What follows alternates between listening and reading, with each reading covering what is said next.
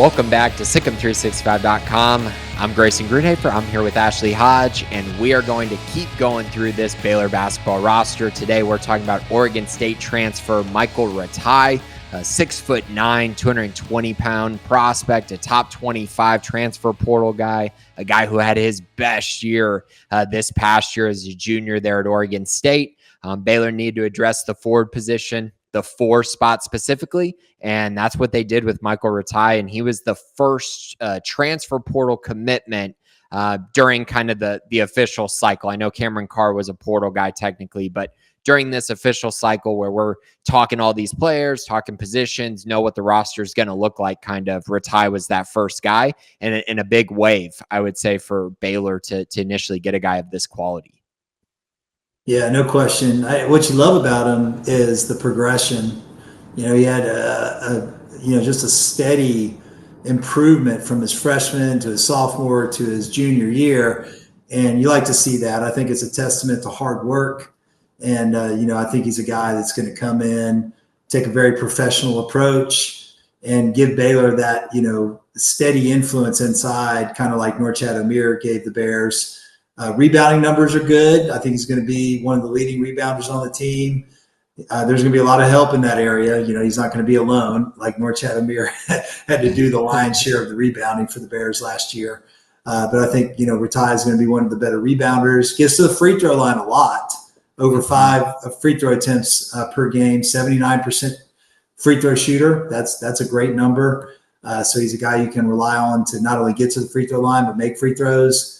Can score it inside. He's an underrated defender. He gets some steals. He gets some blocks.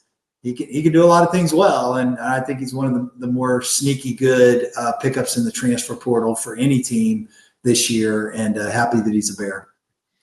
Right. I mean, he averaged 17 points per game, 7.2 rebounds. His usage rate went crazy this past year. It went up by over 10% for Oregon State.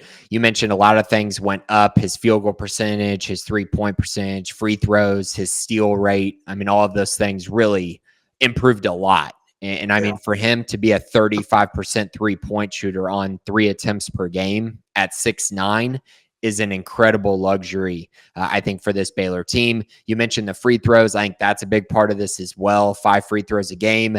But I think in general, the biggest thing for me is that Baylor really hasn't had a guy that you could just feed in the post and feel really good that they were going to score. I think, at times you had that with Norchad. Like, he had games like that, but I wouldn't say it was every game you could just feed it to him and expect him to either get to the free throw line, score, or make the right pass, which Ratai does a nice job passing the ball as well. But I mean, his post-up scoring rate is in the 85th percentile. I mean, they finally have a guy that they can really feed to in the post, and then he can also pass out of the post, which is another nuance that I do think you need to have out of a guy like that.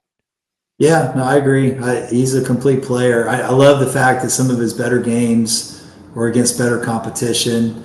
We talked about the 29 points against Gonzaga and an upset win against the Zags. He also played really well against Santa Clara a couple days later, scores 30 points against them. So I think, Santa Clara was a top 60 team in the metrics. I think he's a guy that you can expect to really compete at a high level and deliver, some really big games, lots of double doubles.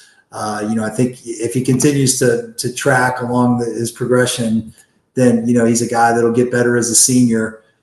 Sometimes in college you see guys, especially in the days of NIL, where the motivation gets less and they just are who they are and they don't really improve. But I love the fact that he's showing steady progression in his game, adding some things every year. He has pro aspirations. So hopefully, just working in a system that's very pro friendly and put a lot of guys in the league. I think he should really shine in a Baylor uniform. So I expect big things from him. I didn't really mention this in our first 2 videos for players just because we didn't really have a stat on this, but it is something that I'm probably going to address multiple times going forward. But Baylor really struggled to finish at the rim last year, and it just was painfully obvious. And even for a guy like VJ Edgecombe, who's so athletic, like, he missed a bunch of layups and could have had a bunch more points. And they had a lot of guys like that. Rob Wright towards the end of the year, Jaden Nunn, Jeremy Roach, just not quite being athletic enough to finish in that way. That's something that Baylor prioritized, finishing at the rim. And Ratai's a 62% guy at the rim. That is really, really good. When he gets there, he's going to finish more times than not. I think that's very important. His transition offense, which we're going to mention a lot because I think Baylor wants to play a little bit faster. I think they want to be able to create a little more easy opportunities. And he definitely does that for a guy with his size. I mean, 6'9" to be moving like he does, getting down the floor like he does. It's impressive. He likes to get out and run. Yeah. He's athletic. He's not, I wouldn't say he's an explosive athlete, but he's a very skilled athlete. And he's going to, really beat you with skill and technical moves and, discipline, strength. He's got good core strength. So I think, he's a guy that's not going to get sped up. He's going to play at his own pace and really take advantage of his intelligence. We got a couple guys like this. Caden Powell, I think, was an engineering major, and I was interviewing Michael Ratai. He's also been taking engineering classes or science, a lot of science classes. I don't think that's his major, but you got some really intelligent guys coming to Waco, and I think that it's an underrated thing. I mean, it shows up on the basketball court if you can. It's not always the guy, the Joker is the number one example of this in the NBA, but it's not the guy that jumps the highest. It's sometimes the guy that just uses his body and skill and angles in a great way. And that's what I see from Michael Ratai. I'm not comparing him to the Joker, but he just has that ability to use skill and leverage and basketball IQ to score. And doesn't necessarily do it with flash, but he's very efficient, very effective player. That shows up in the assists too. I mean, very willing and very selfless for a guy who was asked to play. I believe he was at like a 28 or a 29% usage rate, which is extremely high. Like that international guys. I mean, they're just trained to share the ball. Like it's less one-on-one. It's more of a you don't get paid by the dribble type of mentality over in Europe. It's let's keep this ball moving. Let's not put it on the floor unless we have to. So I think you'll see that with international players that they are usually pretty good passers as a result. So speaking of that, the weaknesses that I've seen in his game, that's one that I do think will come back down without this usage rate, because when he does have to pound the rock a little bit too much and has to, create a jump shot, that's not really his game. If he's going to create a shot like that off the dribble, it's going to be in the post for the most part. If not, more catch and shoot is kind of where he's going to, I think, fit in here. The other area that is just kind of, I'm keeping an eye on it, is rim protection and offensive rebounding. Those two areas he's not very good at either one and needs to kind of take that step forward. His offensive rebound rate was kind of at the level of like a VJ Edgecombe this past year, where he was at 7%, Norchad was at 14.8%, and then Josh O was at 12.3. So you'd like to see him creep up into that, at least that 10% range. Yeah.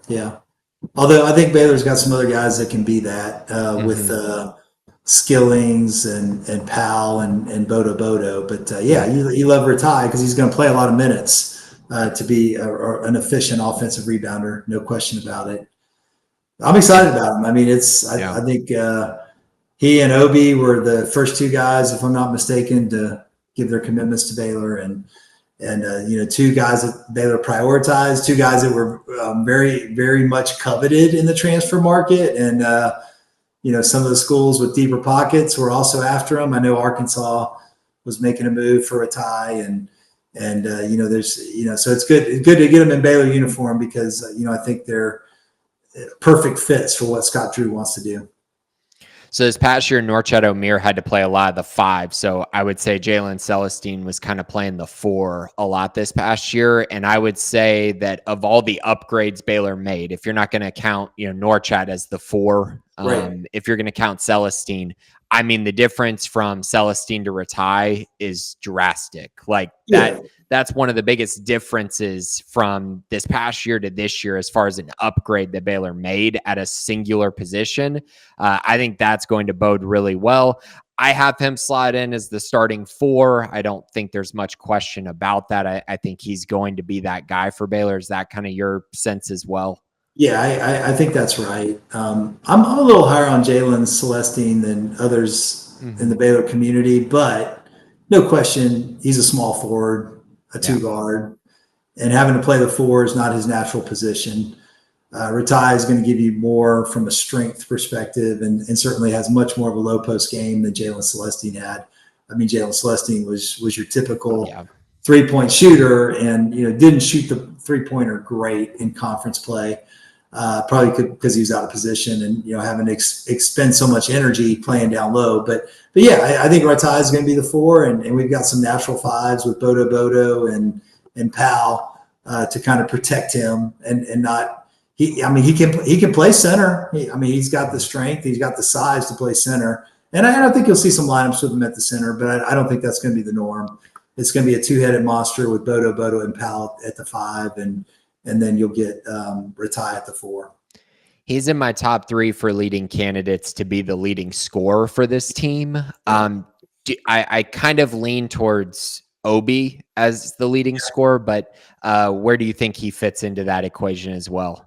I would agree with that. I mean, if I Yeah. was going to place a bet on it preseason, I would say Obi and Ratai Mm-hmm. are the 2 guys I would put the best odds on for being the leading scorer, because they're guys coming from a higher competition level. I mean, not as high as the Big 12, but they've played against good teams. Mountain West was a sneaky good conference. Mm-hmm. West Coast Conference, is a sneaky good conference as well. Once they added Washington State and Oregon State, made it even more competitive than it was.